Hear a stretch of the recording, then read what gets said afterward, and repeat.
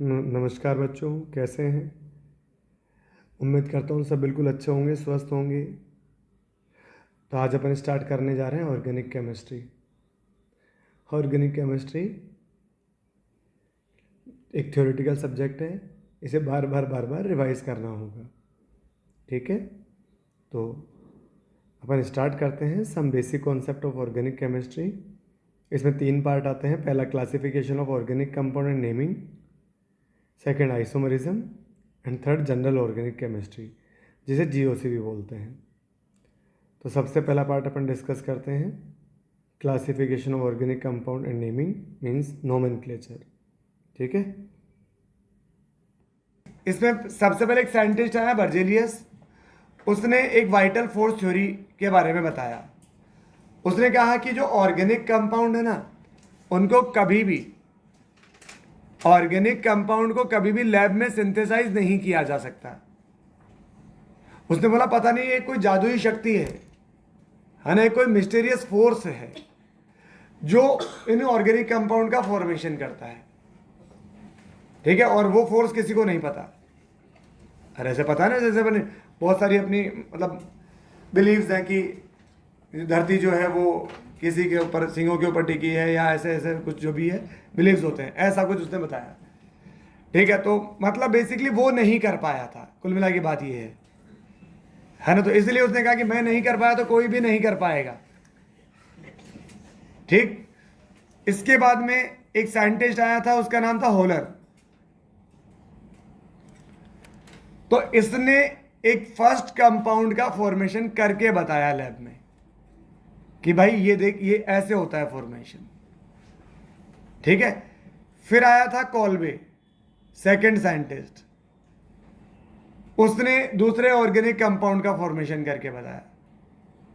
फिर आया था नील बर्थलेट, है ना। ये वो शुरू के 2-3 साइंटिस्ट थे जिन्होंने ऑर्गेनिक कंपाउंड उसको ले जा कर ले, इधर आ देख मैं बताता हूं ऐसे बनता है। ठीक है, तो ऐसे उसने इन्होंने बना के बताया। तो फिर ये थ्योरी का कोई मीनिंग नहीं रहा बाद में। सही बात है ना। तो आप लिखो भाई, vital force theory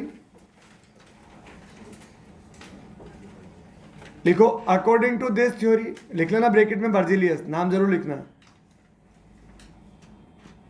according to this theory या according to Berzelius,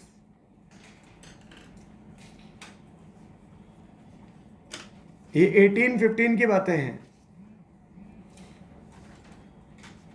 according to Berzelius, organic compound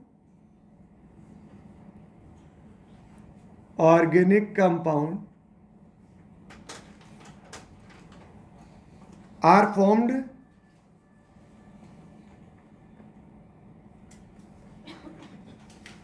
by some vital force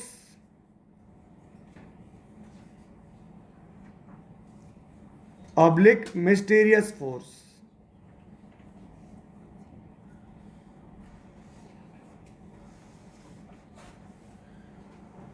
They can't synthesized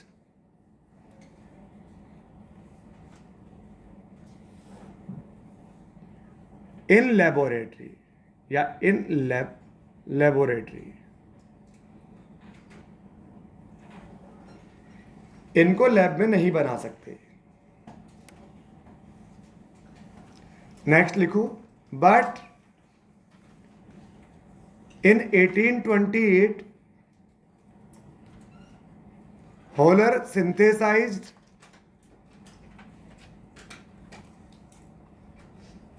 ये पूछेगा कोई नहीं आपसे कि पहले कंपाउंड का नाम बताओ या पहला किसने बनाया, ऐसे थोड़ी क्वेश्चन आते हैं। ये तो सिर्फ मतलब शुरू बिल्कुल स्टार्टिंग वाली बात है, एक बेस वाली। Wohler synthesised first organic compound,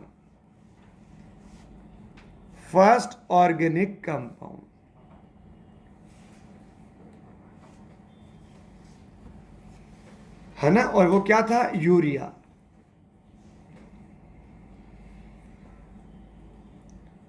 कैसे बनाया अपन देखते हैं। एक कंपाउंड है NH4CNO, अमोनियम साइनेट। फिर यहां एटम्स का हुआ रीअरेंजमेंट। आप कोशिश करें साथ साथ में लिखते हुए चले, जहां ज्यादा जरूरत होगी मैं अपने आप रोक दूंगा आपको।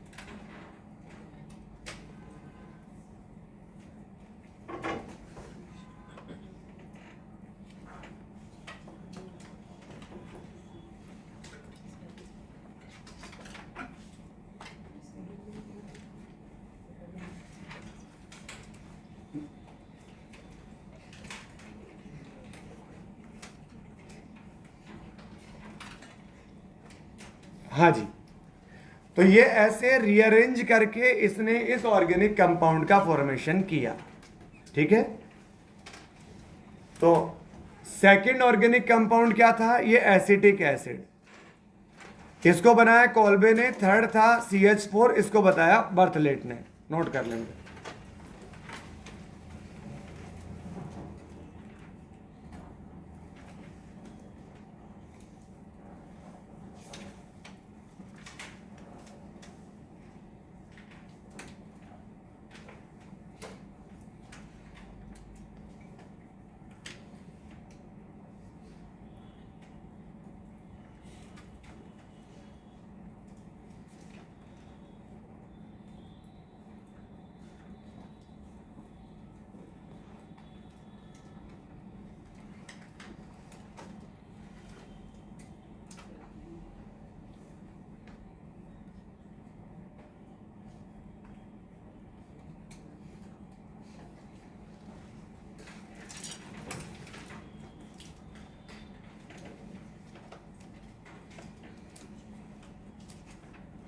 हाँ जी,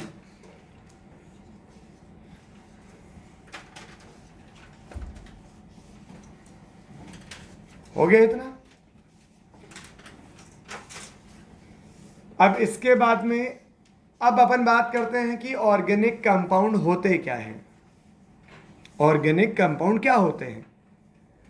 हाइड्रोकार्बन, मतलब कार्बन और हाइड्रोजन से मिलकर जो कंपाउंड बनते हैं, हाइड्रोकार्बन एंड इट्स डेरिवेटिव्स। अब ये डेरिवेटिव्स क्या होते हैं? हाइड्रोकार्बन में से हाइड्रोजन को रिमूव करके आप कुछ दूसरे एलिमेंट लगा दो, chlorine, oxygen, nitrogen, sulphur, phosphorus, कुछ भी लगा दो, तो वो हो जाएगा हाइड्रोकार्बन का डेरिवेटिव। जैसे मेरे पास एक एग्जांपल है CH4, मेरे पास एक एग्जांपल है C2H6। अब मैंने क्या किया, यहां एक H हटाकर एक Cl लगा दिया, यहां एक H हटाकर ये OH लगा दिया, यहां एक H हटाकर NH2 लगा दिया, CH3 ऑक्सीजन CH3, इस तरह से कंपाउंड बना दिए। तो ये तो हो गए हाइड्रोकार्बन, और ये बाकी सारे क्या हो गए? Hydrocarbon derivatives. इन सबको मिलाकर क्या बोला जाता है? Organic compound. नोट कर लें बेटा।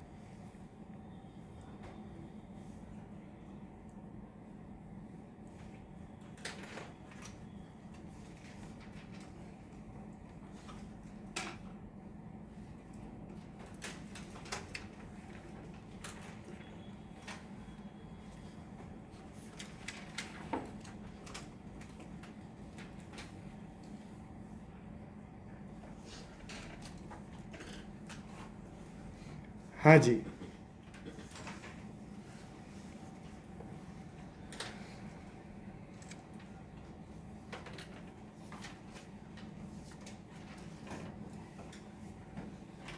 चलो अब आगे देखते हैं। एक टर्म आती है जिसे बोला जाता है कैटेनेशन पावर। क्या बोलते हैं? Catenation power.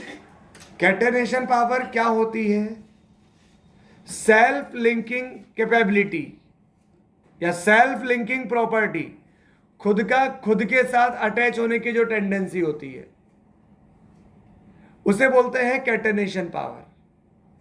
तो कार्बन की ये प्रॉपर्टी बहुत हाई होती है। क्यों होती है पहले समझना, बाद में नोट करना। ड्यू टू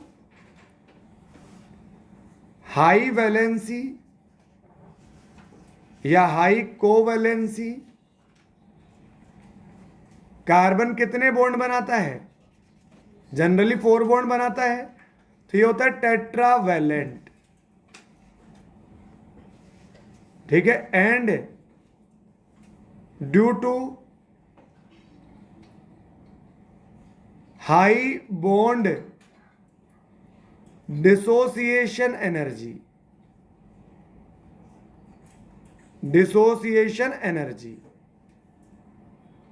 इसे क्या बोलते हैं?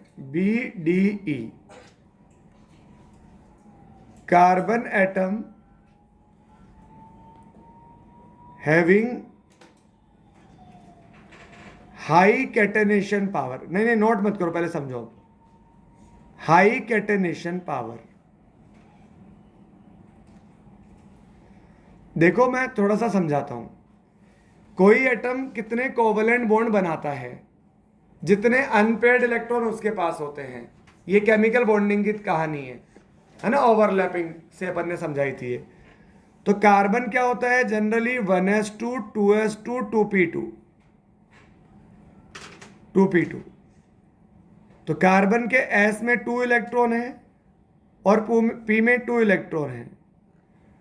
ये क्या है भाई? ये इसका ग्राउंड स्टेट है ना। अब एक इलेक्ट्रॉन यहां से यहां जंप कर सकता है, मतलब यहां। तो ये तो क्या है? Ground state. तो 1, और ये यहां से यहां जंप कर जाएगा। तो ये है first excited state. First excited state में इसमें 4 बॉन्ड अनपेयर्ड इलेक्ट्रॉन है। जितने अनपेयर्ड इलेक्ट्रॉन होते हैं उतने बॉन्ड को ही बना सकता है atom. That's why carbon is tetravalent. समझ आ गई बात? टेट्रावैलेंट। अच्छा जी, अब थोड़ा सा ओवरलैपिंग और पढ़ते हैं। तो मैंने वहां बताया था आपको, carbon carbon, nitrogen nitrogen, oxygen oxygen और फ्लोरीन फ्लोरीन। फिर इसके बाद में काशी गए शंकर प्रभु, सिलिकन सिलिकन, जर्मेनियम जर्मेनियम, है ना। यहाँ phosphorus phosphorus, arsenic arsenic, sulphur sulphur, selenium selenium, chlorine chlorine, bromine bromine. ये मैंने वहां बताई थी आपको बातें कि यहाँ क्या होता है। वैसे तो ओवरलैपिंग के 3 फैक्टर होते हैं। Overlapping proportional 1 upon size. अगर साइज सेम होती है तो फिर अपन देखते हैं कि डायरेक्शनल नेचर किसकी ज़्यादा है। वो 2s 2s 2s 2p 2p 2p, इनमें कंपैरिजन कर रखा है अपन ने वहाँ। और अपन ने एक बात और देखी थी कि LP रिपल्शन की वजह से भी बॉन्ड एनर्जी कम हो जाती है। तो इनमें क्या होता है? देखो, कार्बन टेट्रावैलेंट है, कोई लोन पेयर ही नहीं है। अच्छा, मैंने एक बात और बताई थी कि LP रिपल्शन केवल कहाँ देखना होता है अपन को? सेकेंड पीरियड में देखना होता है। कहाँ देखना होता है? सेकेंड पीरियड में। तो यहाँ पर लोन पेयर सबसे ज़्यादा है, तो ये बॉन्ड सबसे वीक हो जाएगा, फिर दिस। अच्छा, इसी वजह से देखो, अब बॉन्ड एनर्जी थर्ड पीरियड वालों की बॉन्ड एनर्जी क्या होती है? ज़्यादा होती है। लेकिन कार्बन में तो सेकंड कार्बन की ही ज़्यादा है। पता है क्यों? क्योंकि यहाँ कोई LP रिपल्शन नहीं है। अरे समझ रहे हो क्या भाई? यहाँ LP रिपल्शन की वजह से थोड़ा सा वीक हो जाता है, ये थोड़ा और वीक हो जाता है, ये थोड़ा और वीक हो जाता है। और आपको याद हो, F2 इतना वीक हो जाता है कि ये Br2 के भी नीचे चला जाता है। ये सारी बातें अपन कर चुके हैं। तो कार्बन देखो इधर से भी हाई है और इधर से भी हाई है, इसलिए कार्बन की बॉन्ड डिसोसिएशन एनर्जी क्या होती है, हाई होती है। तो इस वजह से जब ये खुद के साथ बॉन्ड बनाता है तो स्ट्रॉन्ग बनाता है, और स्ट्रॉन्ग बॉन्ड इजीली ब्रेक नहीं होता, इसलिए जुड़ता जाता है आपस में। ज्यादा क्यों जुड़ता है, क्योंकि कोवैलेंसी ज्यादा है, बॉन्ड बनाने की टेंडेंसी ज्यादा है। तो ये नोट कर ले बेटा, कैटेनेशन पार्ट। वो नीचे वाला नोट नहीं करना, वो तो ओपन कर चुके हैं। अगर किसी को 1% भी डाउट है तो बॉन्डिंग की कॉपी में देख लेना जाके।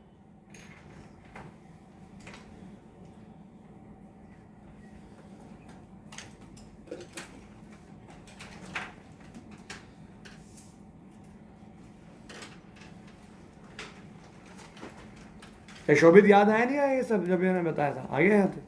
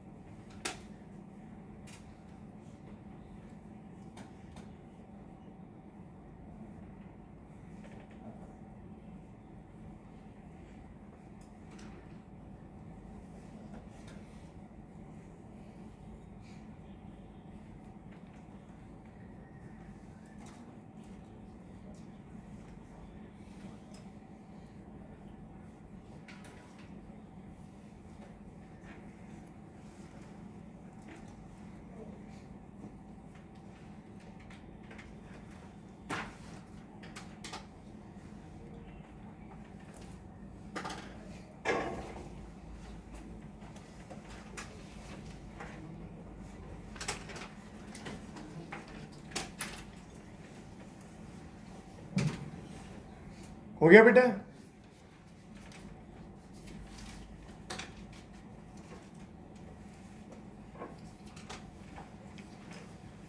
इसके बाद लिखे properties of carbon.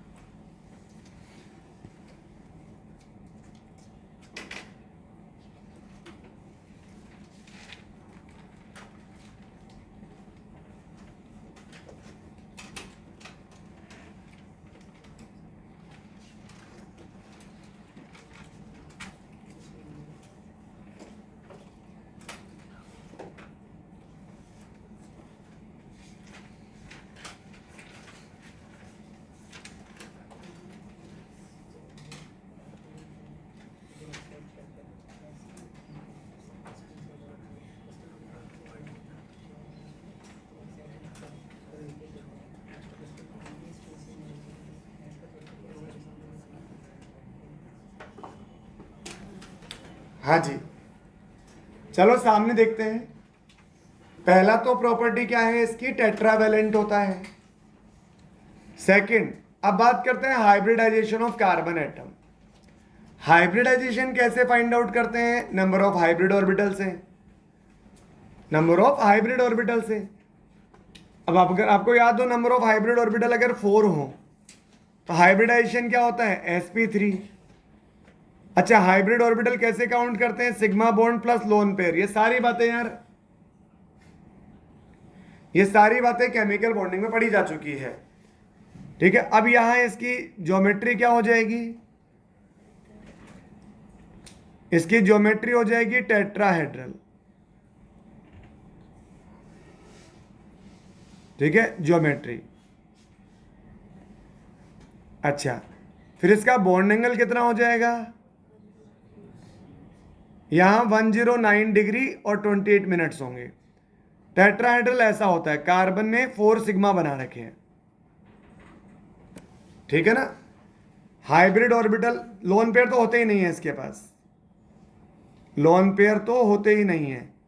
Hybrid orbital 4 हैं बोले तो 4 सिग्मा है, 4 सिग्मा बॉन्ड। यहां पर ये बॉन्ड एंगल कितने हैं बेटा? 109। तो भाई मयंक मुझे ये बता कि यहां 109 डिग्री के कितने बॉन्ड एंगल होते हैं? ऐसे कैसे मजाक कर रहे हैं?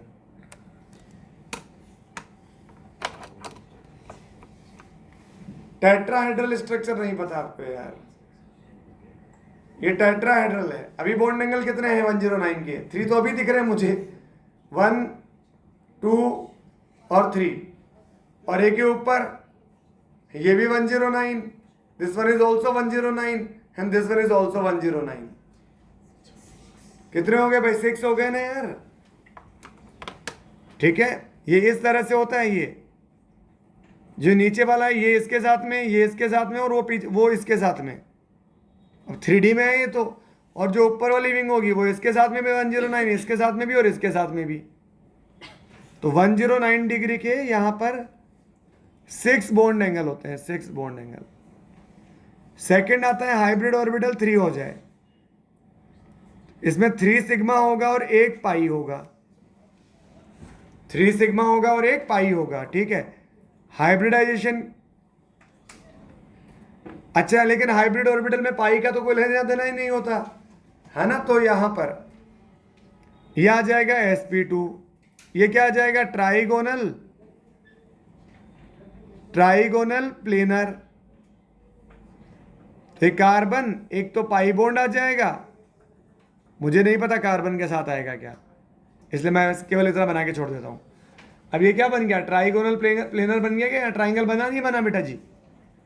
ठीक है, तो ये ट्राइगोनल प्लेनर बन जाएगा इस तरह से। यहां बॉन्ड एंगल कितना आएगा? बॉन्ड एंगल 120 आएगा, और दिख ही रहा होगा साफ साफ, एक 120 इधर बनेगा, एक ऊपर बनेगा, एक इधर बनेगा। तो 120 के 3 बॉन्ड एंगल होंगे। फिर लास्ट में हाइब्रिड ऑर्बिटल कितना हो जाए मेरे पास में? 2 आ जाए।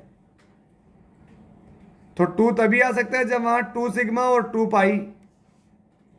अरे वो तो टेट्रावैलेंट होता है ना बेटा, तो 4 बॉन्ड बनाएगा वो तो।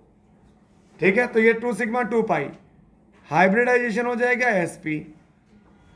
आपको इनकी en भी याद है क्या? चलो कोई बात नहीं। तो ये आ जाएगा कार्बन डबल बॉन्ड इधर और डबल बॉन्ड इधर। तो ये ज्योमेट्री आ जाएगी इसकी लीनियर। ज्योमेट्री कितनी आ जाएगी? लीनियर। बॉन्ड एंगल यहां कितना आ जाएगा? नहीं नहीं, ये क्या किया मैंने ऊपर? अरे क्या कर दिया? ये आएगा 120 डिग्री, और ऐसे 3 आएंगे, और 180 डिग्री, 180 डिग्री का यहां एक बॉन्ड एंगल होगा। जैसे लेट सपोज CO2 है, अपन एक रियल एग्जांपल ले लेते हैं, है ना। तो ये लीनियर आ जाएगा। तो carbon double bond oxygen, double bond oxygen. तो यहां पर ये कितना आ गया? 180 डिग्री का बॉन्ड एंगल आ गया। और कितना बॉन्ड एंगल है? 1। नोट कर लो बेटे, व्यू मत करना, एक नीचे भी है एक ऊपर भी है ना, वो एक ही बात है भाई।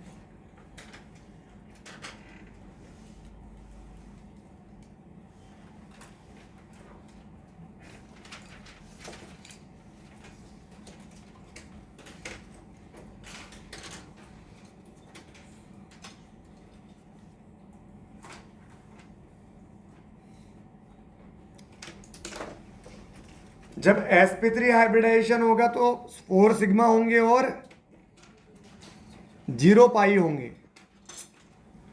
सही बात है ना बेटा?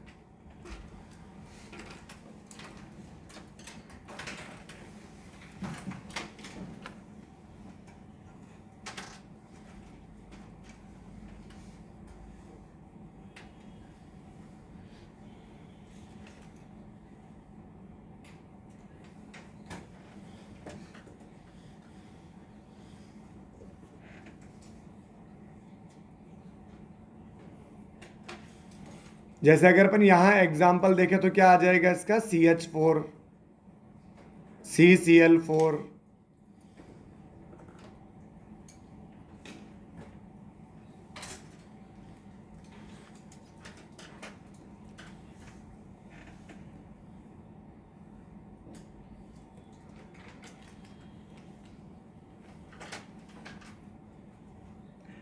यहां एग्जाम्पल देखें तो HC डबल बॉन्ड OH,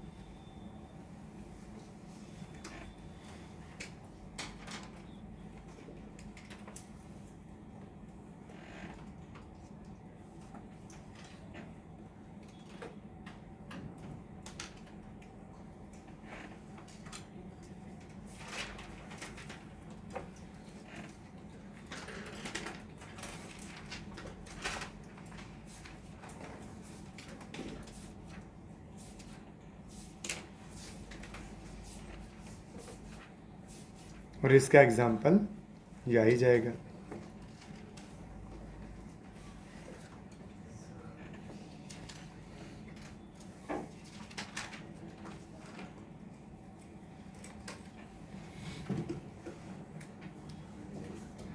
हो गया इतना?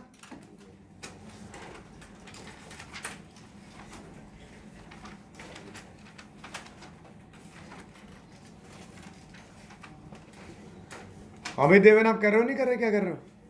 कर लिया?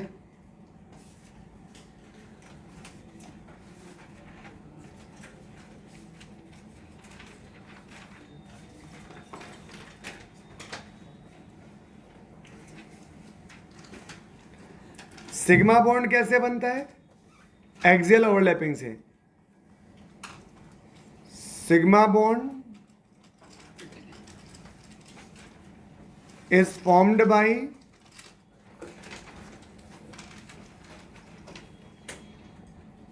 axial overlapping.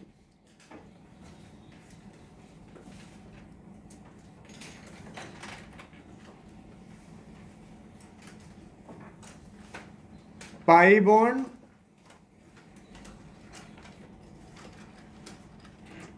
is formed by collateral overlapping. Collateral या उसे और क्या बोलते हैं, साइडवेज।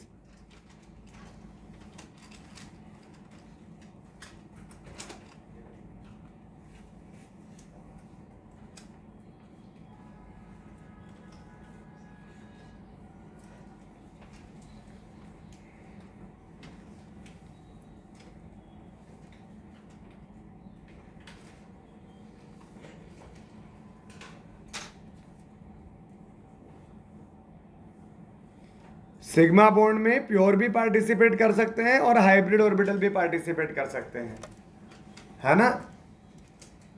जबकि पाई बॉन्ड केवल कौन बनाएगा? प्योर ऑर्बिटल बनाएगा केवल, क्योंकि दो लोब, सिग्मा बॉन्ड में वन लोब का इंटरेक्शन होता है, पाई बॉन्ड में टू लोब का इंटरेक्शन होता है। तो तन्मय आप मुझे बॉन्ड स्ट्रेंथ बताएं, ज्यादा बॉन्ड कौन सा स्ट्रांग होगा, सिग्मा या पाई? सिग्मा की बॉन्ड स्ट्रेंथ ज्यादा होती है ना भाई पाई से।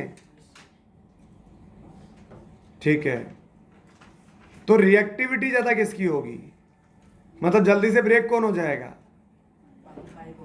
Pi bond. तो जहां पाई बॉन्ड होगा ना वो ऑर्गेनिक कंपाउंड ज्यादा रिएक्टिव होगा, पाई बॉन्ड वाला ऑर्गेनिक कंपाउंड ज्यादा रिएक्टिव होगा, क्योंकि पाई बॉन्ड जल्दी से ब्रेक हो जाएगा, ब्रेक होते ही वैलेंसी फ्री हो जाएगी। अब तो वो तड़प उठेगा भाई, कहीं से बॉन्ड बनाने की कोशिश करेगा, इधर से उधर से कहीं से भी, और सिग्मा बॉन्ड आसानी से ब्रेक नहीं होते।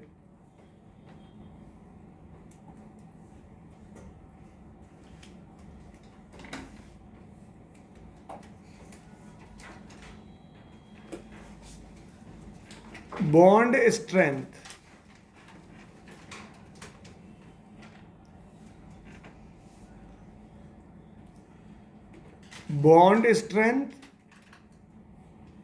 डायरेक्टली प्रोपोर्शनल होता है परसेंटेज एस कैरेक्टर के, एस कैरेक्टर के। जितना ज्यादा एस कैरेक्टर उतना न्यूक्लियस के पास, एस पास होता है, पी थोड़ा दूर होता है, पता है ना तुम्हें। तो पी कैरेक्टर बढ़ेगा तो न्यूक्लियस से दूर चले जाएंगे, मतलब बॉन्ड लेंथ बढ़ जाएगी, और लेंथ बढ़ जाएगी तो स्ट्रेंथ कम हो जाएगी। तो proportional to percentage S character, proportional to 1 upon percentage P character. ठीक है, या एस कैरेक्टर, ठीक है, पी तो अपने आप ही रेसिप्रोकल हो गया, ठीक है, पी कैरेक्टर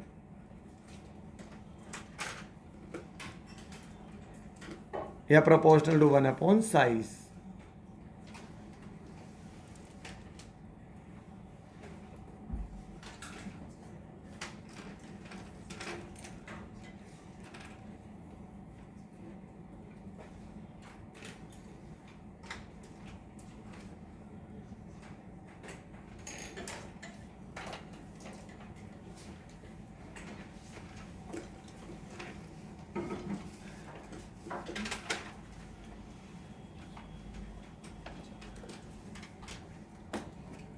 अच्छा, इलेक्ट्रोनेगेटिविटी क्या होती है भाई?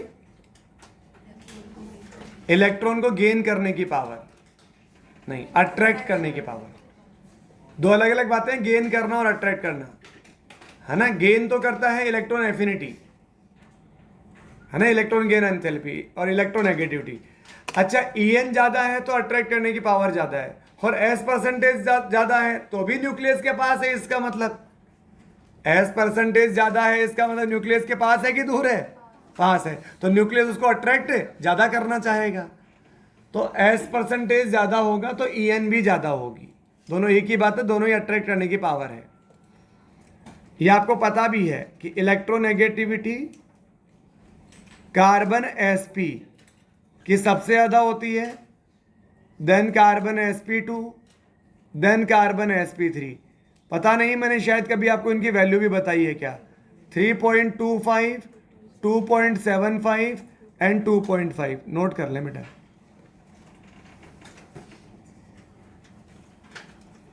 ये तो बेसिक्स चल रहे हैं ना अभी, बिल्कुल बेसिक्स चल रहे हैं, कोई पॉइंट तो चल ही नहीं रहा।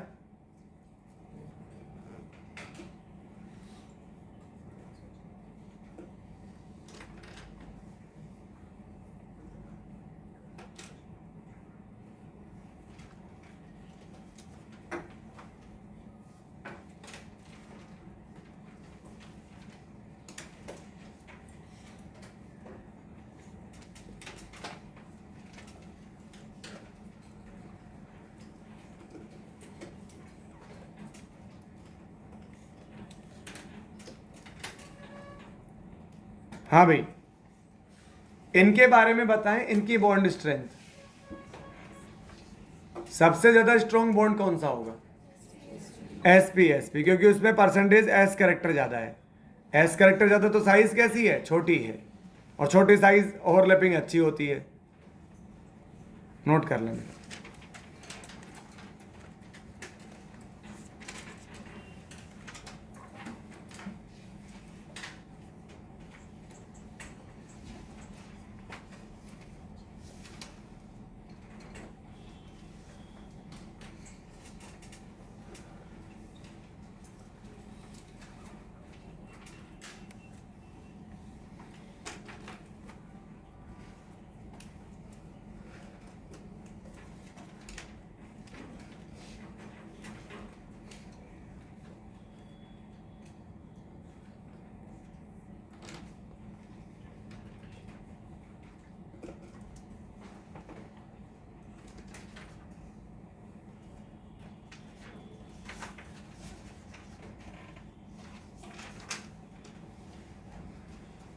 नेक्स्ट लिखो रिप्रेजेंटेशन ऑफ ऑर्गेनिक कंपाउंड। क्या रह गया तो नोट कर लो फटाफट।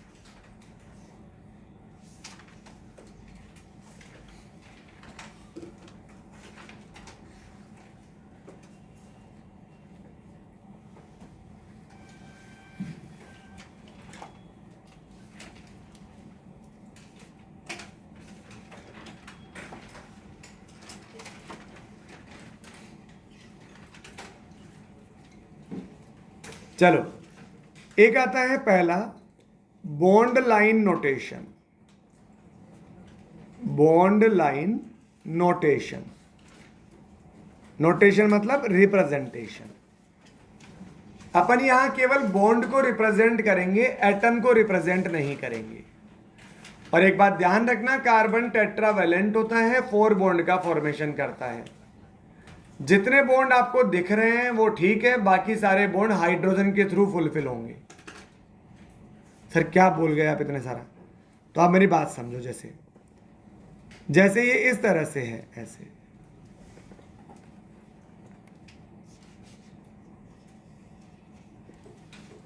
ये एक बॉन्ड लाइन नोटेशन है। हर कोने पर एक कार्बन है, सही? तो 1 2 3 4 5 6 7, तो 7 कार्बन है। तो इसको अपन इस तरह से 7 कार्बन बना लें।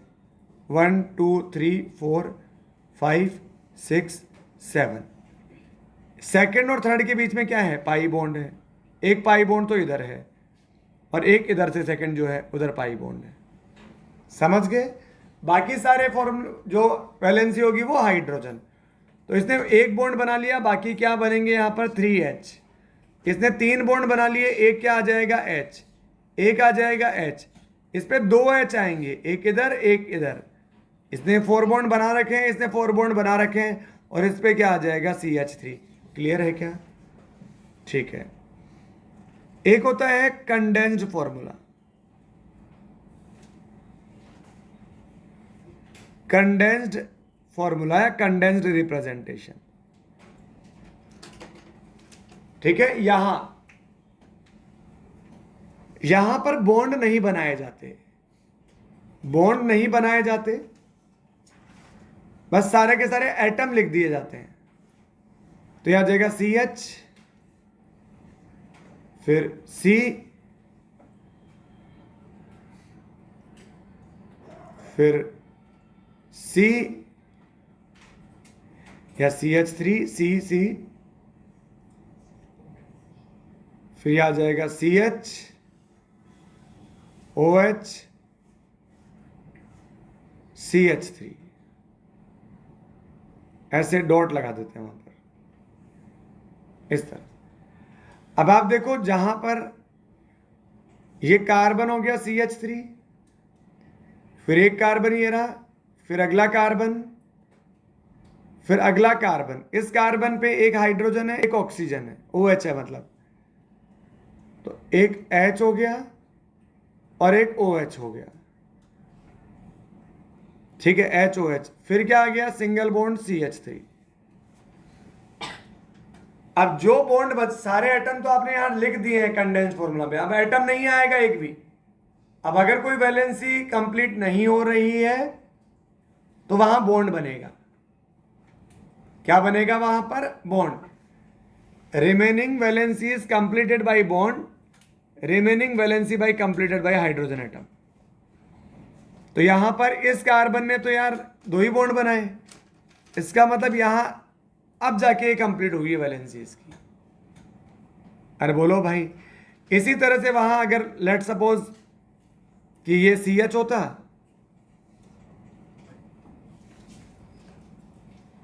फिर आ जाता CH2, इसका मतलब यहां ये CH हो गया और फिर सिंगल बॉन्ड CH2। लेकिन अभी इसने भी 3 बॉन्ड बनाए, इसने भी 3 बॉन्ड बनाए। अभी एक बॉन्ड और बन सकता है ना, वहां पर टेट्रावेलेंट होता है। तो ये इस तरह से, तो ये इसके रिप्रेजेंटेशन है, एक बॉन्ड लाइन रिप्रेजेंटेशन, एक कंडेंस्ड फॉर्मूला रिप्रेजेंटेशन। पूरी ऑर्गेनिक में बॉन्ड लाइन रिप्रेजेंटेशन ज्यादा कॉमन है, ठीक है। तो वही अपन यूज करते हुए चलेंगे, नोट कर लें बेटा।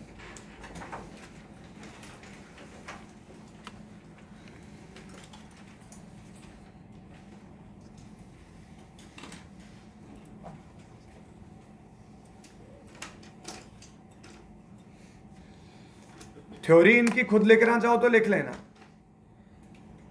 सारे के सारे बॉन्ड बना दिए गए हैं, रिमेनिंग वैलेंसी हाइड्रोजन फुलफिल करेगा, और हर कॉर्नर पर कौन है? Carbon atom.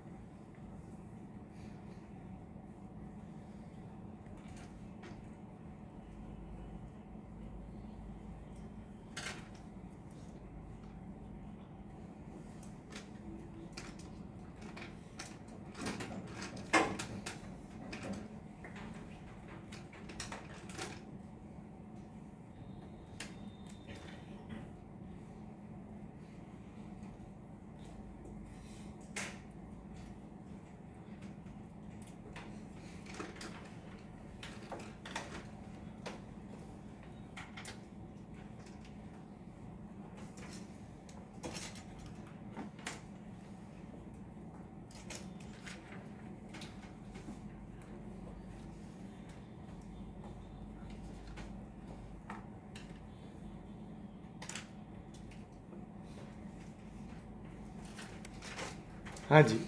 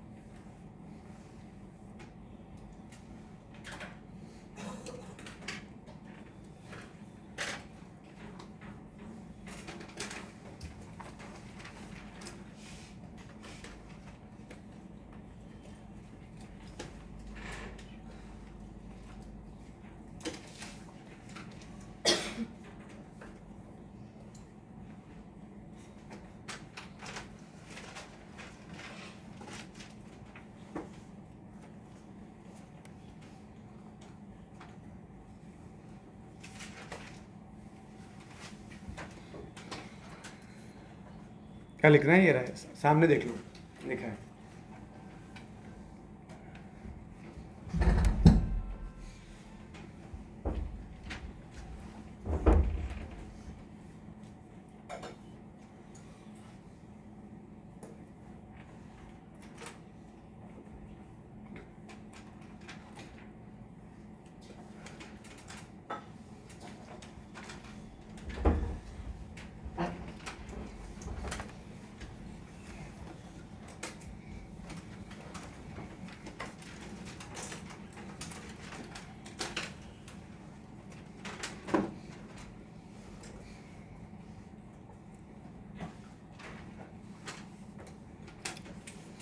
एक क्वेश्चन लिखे,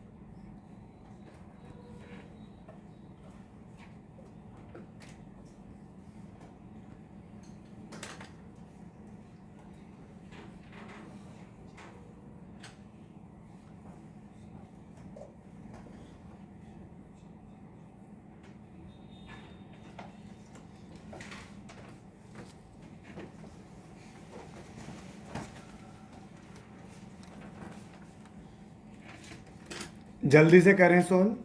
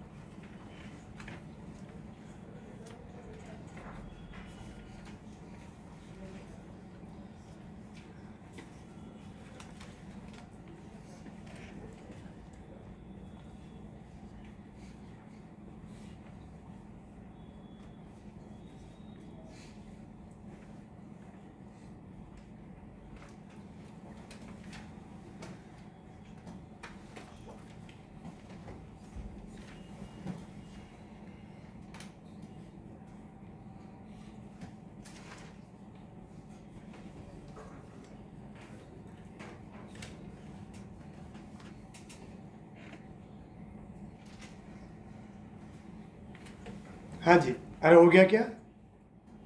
पहले वाले में कितना है सिग्मा?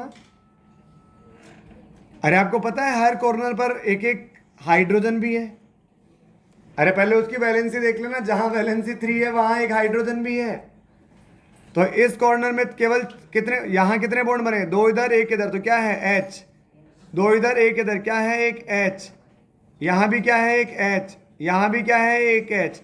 यहां तो 4 बॉन्ड बन चुके हैं। अरे 2 ऊपर की तरफ, 1 इधर की तरफ, 1 इधर की तरफ, यहां भी 4 बॉन्ड बन चुके हैं। 2 नीचे, 1 इधर 1 इधर। फिर यहां पर क्या है? एक H। यहां क्या है? एक H। यहां क्या है? एक H। आपको ये वाला कंपाउंड मैंने वहां भी करवाया होगा। C डबल बॉन्ड C, फिर यहां आ जाएगा triple bond N, C triple bond N, C triple bond N और C ट्रिपल बॉन्ड N। पता नहीं, शायद केमिकल बॉन्डिंग में किया है कैसा क्वेश्चन। आप काउंट कर लेंगे इसे? अरे कर लोगे ना सिग्मा और पाई तो यार? नहीं कर पाओगे? कर लेंगे ना? करो करो, मतलब ये क्वेश्चन नोट कर लो, करना तो घर से ही है आपको।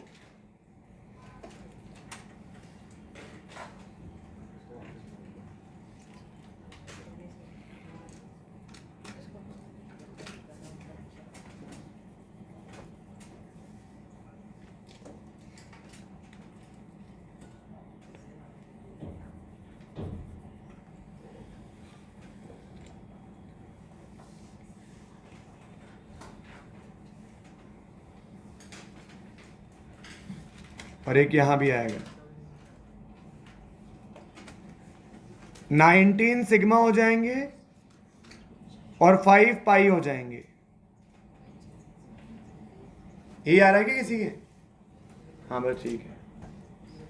ये चारों एग्जाम्पल नोट कर लिए क्या आपने? बहुत अच्छे। नेक्स्ट क्वेश्चन नोट करो। Find out hybridisation of carbon atom. 2 example है आपके सामने। इनमें कार्बन का हाइब्रिडाइजेशन बताना है।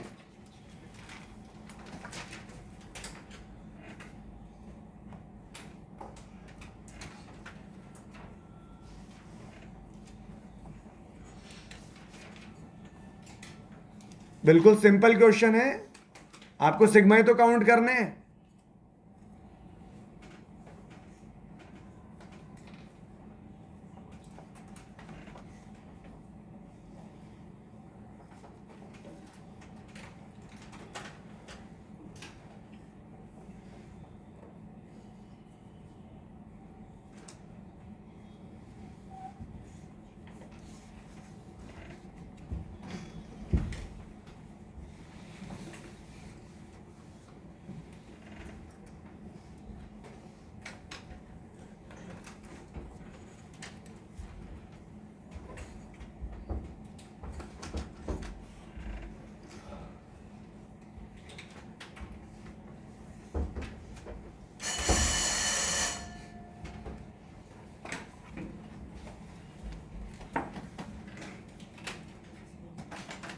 हाँ भाई, खुशी बताओ आप मुझे, इसका हाइब्रिडाइजेशन,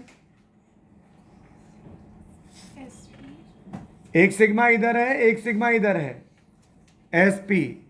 इस वाले का बोल बेटा।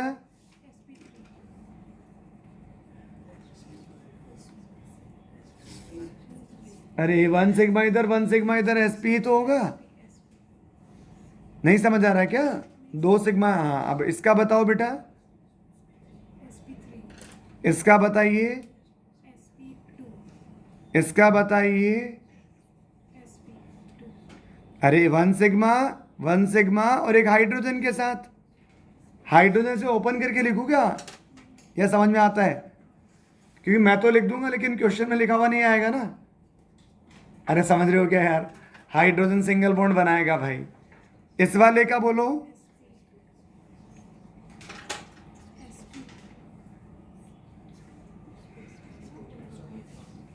वन सिग्मा इधर, 1 सिग्मा इधर और एक हाइड्रोजन नहीं दिख रहा आपको, sp2। What about this one? What about this one? अरे 3 सिग्मा ही है ना इसके पास, लोन पेयर तो है नहीं। नेगेटिव चार्ज का मतलब लोन पेयर होता है, याद रखना। तो ये sp2। अब इस वाले का क्या हो जाएगा? sp3, क्योंकि 3 तो सिग्मा हो गए और नेगेटिव चार्ज का मतलब क्या होता है? Lone pair. नेगेटिव चार्ज में लोन पेयर होता है। यहां भी क्या हो गया? sp3।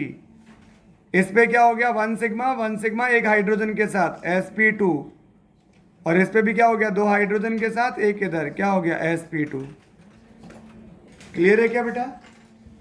चलो, तो आज के लिए काफी है, आज के लिए इतना काफी है, ठीक है।